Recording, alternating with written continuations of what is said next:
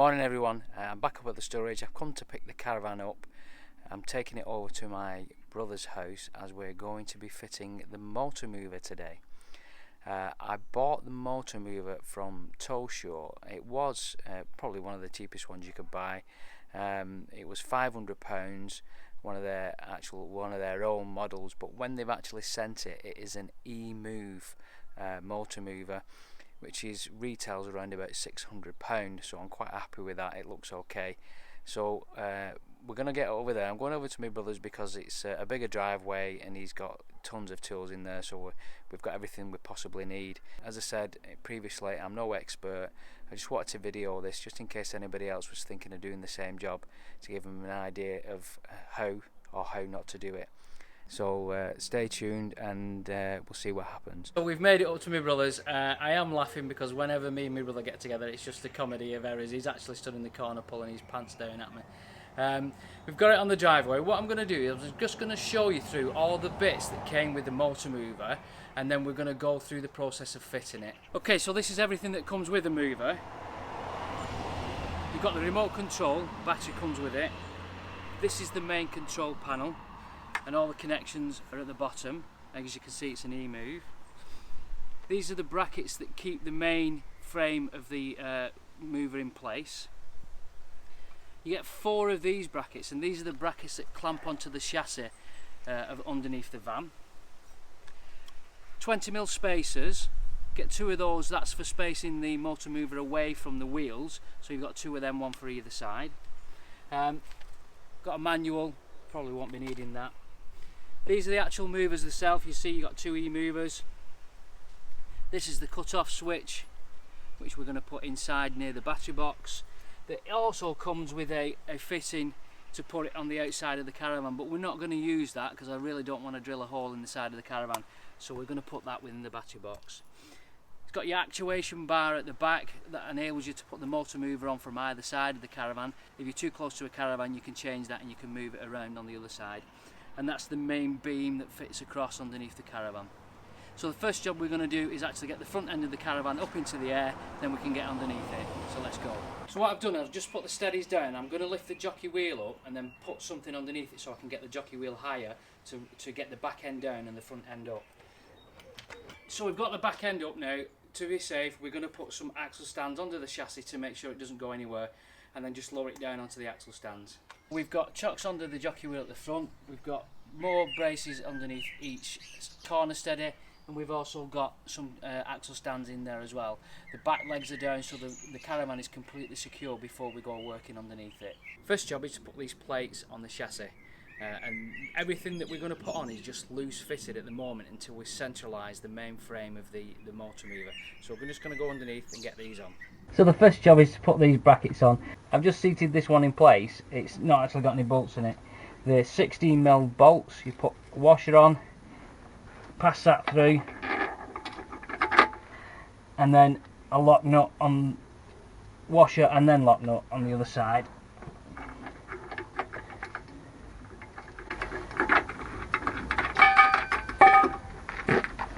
Same with the other one. Bolt and then washer, and then washer and lock nut.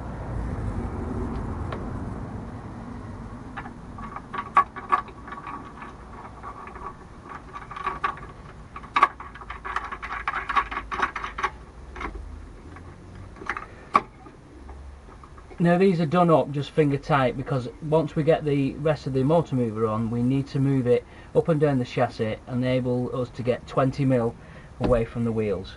So I'm just going to loosely fasten those up, then we can still move the brackets. Just going to put the actuation bar on this one. The nut is a 7mm. What we're going to do is just put this on and then put the assembly together, slide it underneath the caravan and just offer it up and put it into position, and then we'll show you how we're going to line it up. This is done just by a screw and then a 7mm socket. I'm not going to over tighten that because I can come back to that at some other point and then make sure that's tight enough. What we're going to do now is we've got some blocks here. We're going to put the assembly together underneath the Caravan and then lift it up and then just straighten it all out.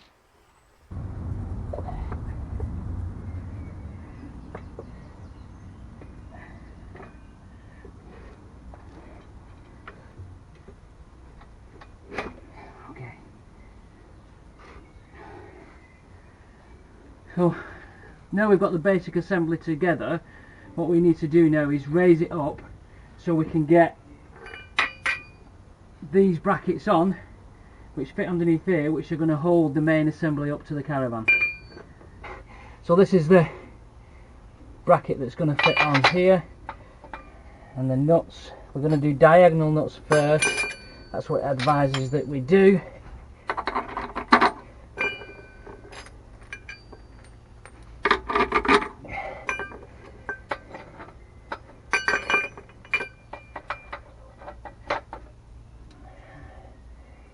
And then we need 2 more washers, and then the lock nuts in place.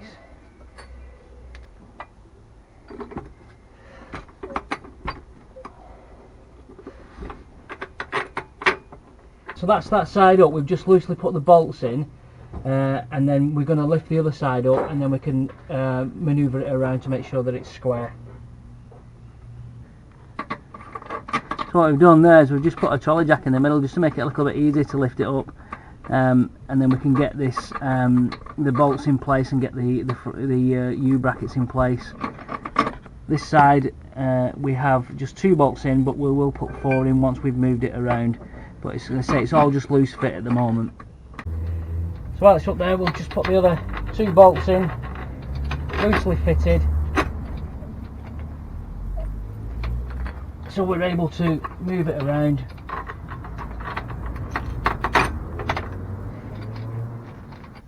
So again, we're just going to tighten them up a little bit, not too tight.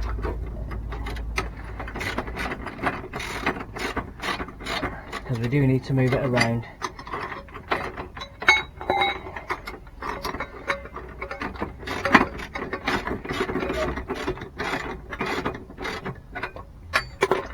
That's enough as we're going to tighten that. Now we need to do the spacing.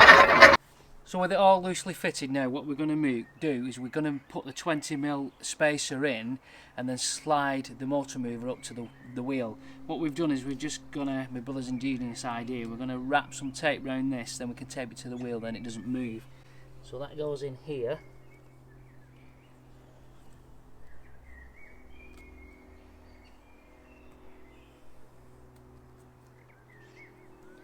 So that's our 20mm spacer, and now we're just going to slide it forward.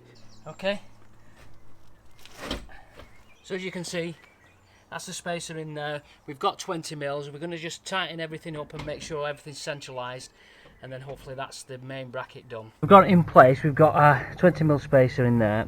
What we crucially need to measure as well is the distance at the back. You don't want the back of the motor mover, I don't know if you can see the plastic at the back there, too close. The recommended is a minimum of 10mm, and what we've actually done is we've got a tape measure and we've measured from inside the chassis.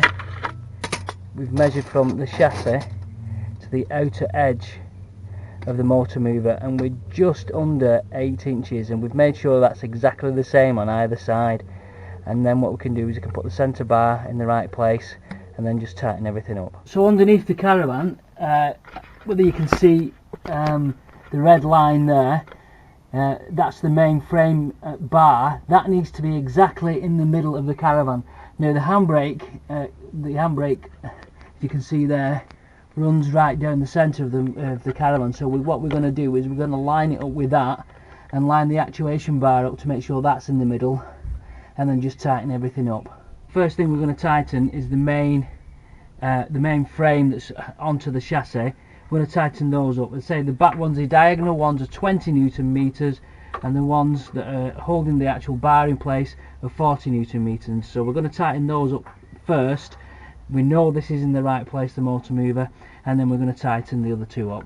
So what we're listening out for here is the torque wrench will click when we know that we've reached 40 Newton meters. And there was a click. And they're all done. Let's do the other side. We have the red line in the middle of the Caravan, and now what we're going to do is we're going to tighten these bolts up here to actually make sure it's all locked in place. So we're going to tighten the back ones up, and then we're going to tighten the ones on the actuation bar. They have lock nuts on them as well, so we're just going to tighten those up and then tighten these lock nuts down just to make sure that's nice and secure. We've now got all the bracket and the motor movers, the motors actually fitted to the Caravan. It's all lined up and it's all in line. We've got the red line in the middle and they're all topped up. The next thing we're going to do is the electrics. We're going to put the electrics from either side of the motors. We're going to remember to leave a little bit of wire on each side of the motor so that when you wind it on to the tyre, you've got a little bit of play so the motor can move. We've got the trunking that's provided that came with it. We're going to put it in that, and we're going to put this junction box in the middle of the Caravan. This didn't come with it, but it's just a little bit neater. We put that in the middle, and then we've got two coming in from either side, and then the one with 4 cables coming out towards the main control box. So we're just going to get underneath that, mount this in, and then put all the cables through. So we're going to mount the junction box up here, then it looks nice and tidy.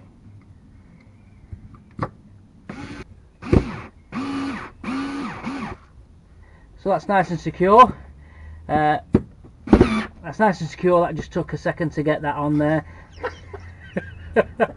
And then we'll move on.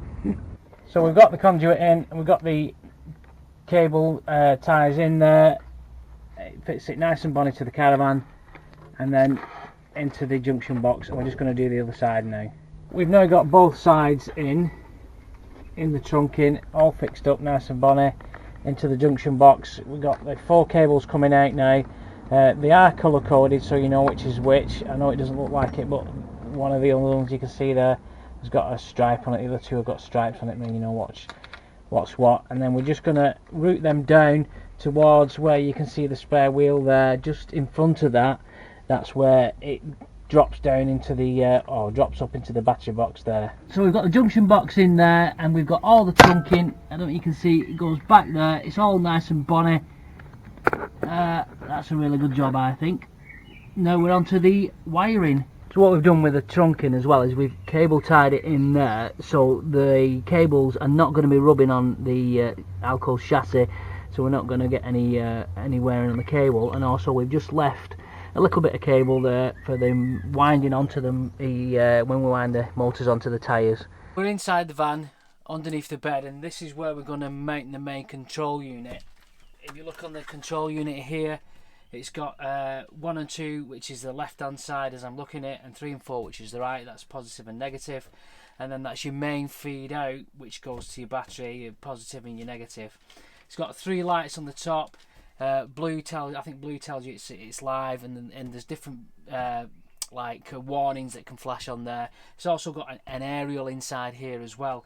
We're going to mount that up in that position there, so it's off the floor. I have seen people mounting it on the floor, but with storing stuff underneath the bed, I don't want to get the chance of anything falling on top of it. So we're going to put it on there, and as you can see, our cables just come up through this trunking, which will just mount and put into there, and then just to the back here is where the battery box is, and we're just going to drill that there to put the isolator switch on there. So we're just going to crack on with that, and then we'll show you when we've done. So I don't know, you can see it's all connected up to the battery. We've got the isolator switch there. We're just going to switch it on and see what happens. So we've all done now. The motor move is fitted, all the electrics are done, and we're just going to wind it on and then just see what happens. So we're just going to wind the motor mover on to the tyres first.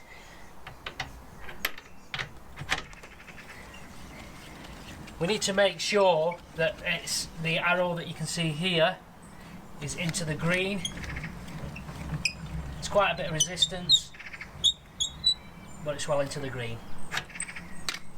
So we've got the key, which is going to use that, so we'll just fit the key in.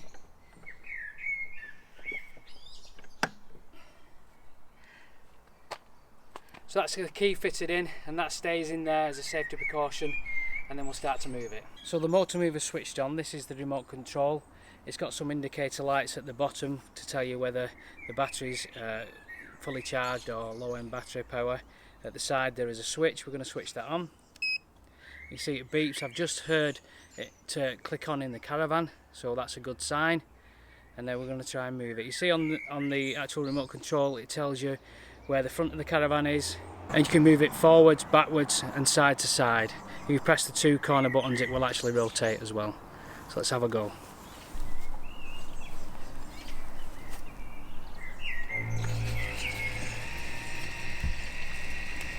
So it's moving backwards, no problem. We'll just give it a little bit of side to side.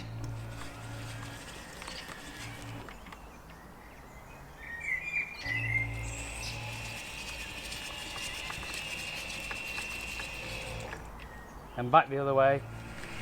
That's working fine.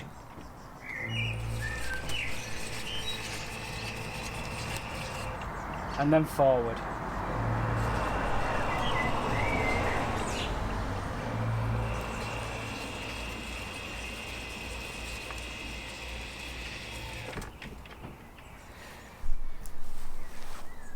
So that's it, job done. It's took us longer than I expected to do.